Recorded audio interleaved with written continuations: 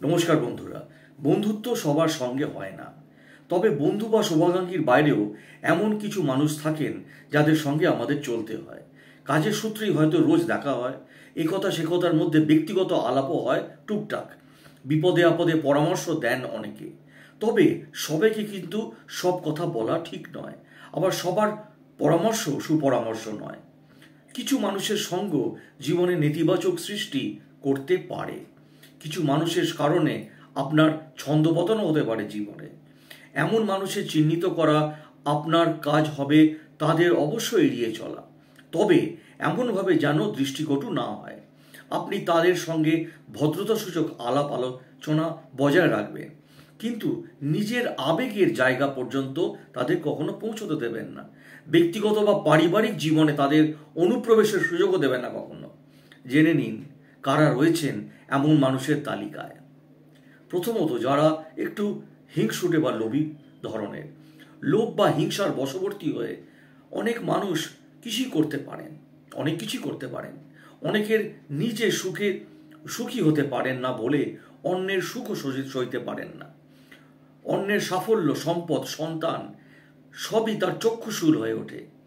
আপনি যদি আবিষ্কার করেন আপনার সামনে দাঁড়ানো মানুষটি অন্য যে কোনো কারো সাফল্যে হিংসা করছেন, তাকে অবশ্যই এড়িয়ে চলুন। সুবিধাবাদী বা স্বার্থপর ব্যক্তি। কিছু মানুষ সবসময় কেবল আপনার থেকে সুবিধা নিতে চাইবে আজীবন।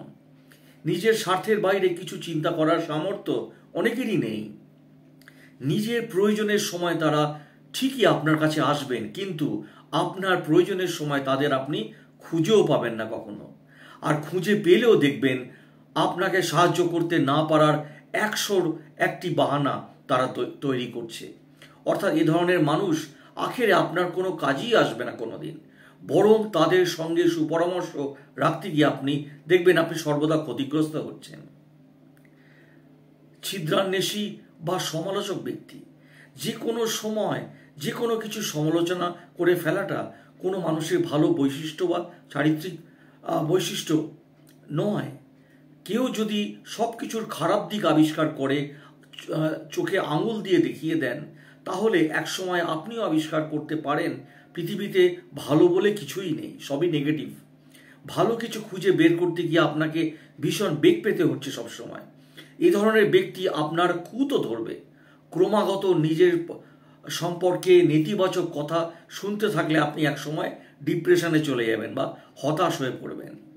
আপনার জীবনের কোনো সিদ্ধান্তকে তিনি সম্মান করে কথা বলবেন, তাকে অসম্মান যিনি করছেন তাকে সর্বদা এড়িয়ে চলুন। এ ধরনের মানুষ কথার গুরুত্ব দেওয়া আদতে কোনো প্রয়োজনই নেই। এছাড়া রয়েছে অলস ব্যক্তি বা দায়িত্বে অবহেলাকারী ব্যক্তি যারা আছে।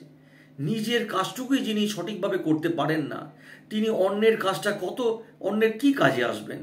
এমন ব্যক্তির সান্নিধ্য বরং অন্যের উপর নেতিবাচক প্রভাবই ফেলবে। যার দিন কাটে আলস্যে, অথবা যার কাছ থেকেও আপনি ভালো কিছু আশা করতে পারবেন না, বরং তার আচরণে একসময় আপনিও এটা আবিষ্কার করতে পারবেন যে অলস মস্তিষ্ক সত্যি শয়তানের বাস। আত্মমর্যাদাহীন বা তোষামোদকারী ব্যক্তি। যার আত্মসম্মান বোধ নেই, তাকে আপনি কোন চোখে দেখবেন বলুন তো? নিশ্চয়ই খুব একটা সম্মানের চোখে আপনি দেখবেন না। তোষামোদ করে যার সময় কাটে, তিনিও সমাজের চোখে সম্মানিত নন। এমন মানুষ থেকে একটু দূরে থাকুন। অহংকারী ব্যক্তি। অহংকার কখনো ভালো ফল বয়ে আনে না।